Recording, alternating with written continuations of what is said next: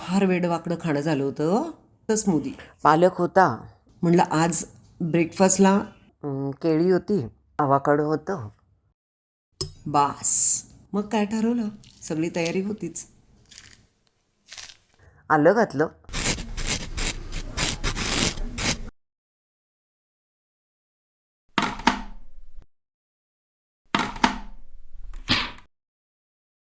Papaya होत्या.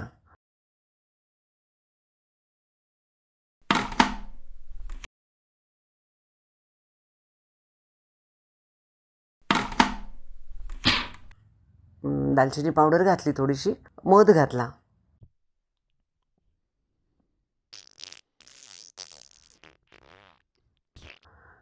मग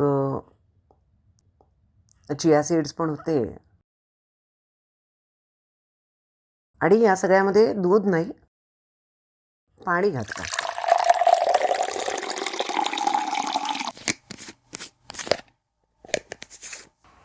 मला आवडतं स्मूदी म्हणलं तर कुठल्याही कॉम्बिनेशनची छानच लागते. आणि मस्तपैकी झोपाळ्यावर बसून प्यायली. चव इतकी सुंदर लागली ना.